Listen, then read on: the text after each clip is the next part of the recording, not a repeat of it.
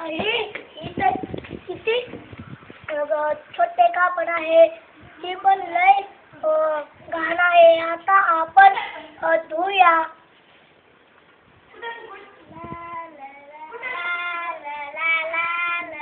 चला आता आपण स्वच्छ पाण्यात कपडे धुया, म्हणजे आपल्याला जास्त पैसे द्यायचे. हे धोब्या, मला हे कापड घेऊन दे. नाही नाही, मी कामात आहे. धोब्या काहीच कामात नाही. धोब्या काहीच कामात नाही. धोब्या काय गडबड करतो? ओरड करू नको. मी तुझे कापड धुवून देते. दे.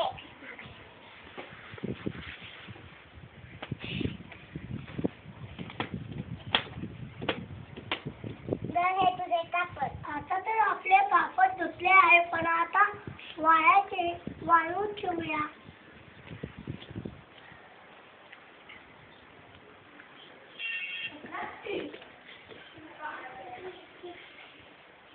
आता आपले वाळ्याचे कापड.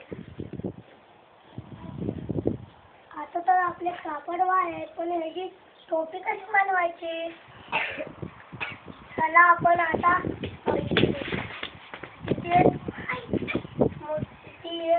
तिथे एक माणूस आहे, तिथे जाऊया.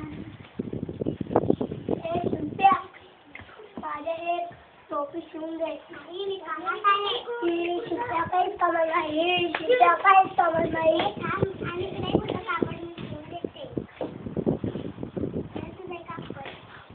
आता तर आपली टोपी झाली आहे, पण आता सजवूया. आता तर आपलं टोपी शिवून झाले. आता तर आपण टोपी सजवूया. मला तिथे बाई आहे, तिथे शिवून देऊया. हे बाई, मला ही टोपी सजवून दे. मी कामात आहे. ही बाई काहीच कामात नाही. ही बाई काहीच कामात नाही. आणि इकडे तुझी टोपी सजवून देते.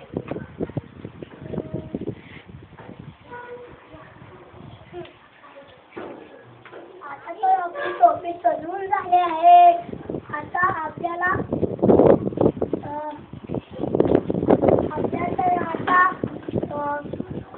सजवून दिले आहे. आता आपण राजाकडे जाऊया.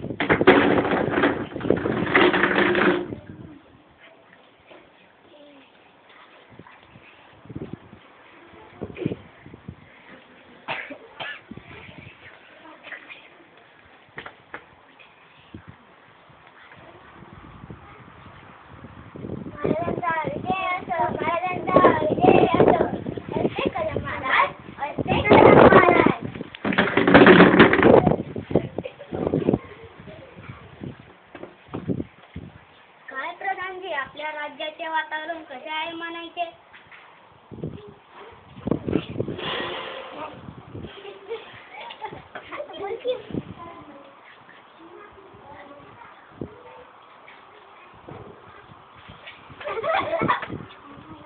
काय विषय?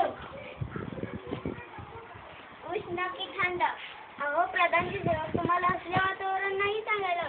मी एवढं विचारले की तुम्हाला गोरगरीब कसे कष्ट करतात, पाणी पुरवठा कसे आहे, चोरीमारी वगैरे कसे आहे.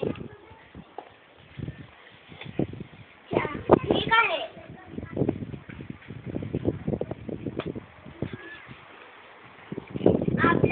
आपल्या राज्यात एक उंदीर आला आहे. तो म्हणतोय की राजाच्या मुकुटापेक्षा माझी टोपी छान आहे.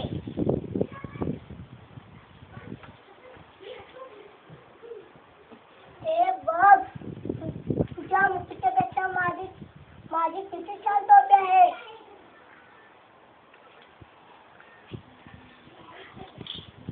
ही राजा भिकारी,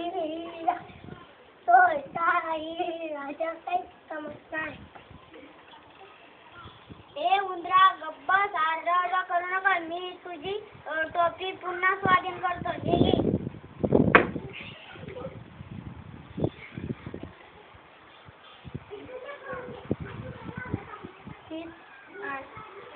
हे राजा माझी टोपी घेऊ शकला नाही. ही राजा माझी टोपी घेऊ शकला नाही. ही राजा माझी टोपी घेऊ शकला नाही. ही राजा माझी टोपी घेऊ शकला नाही. ही राजा माझी टोपी घेऊ शकला नाही. ही राजा माझी टोपी घेऊ शकला नाही.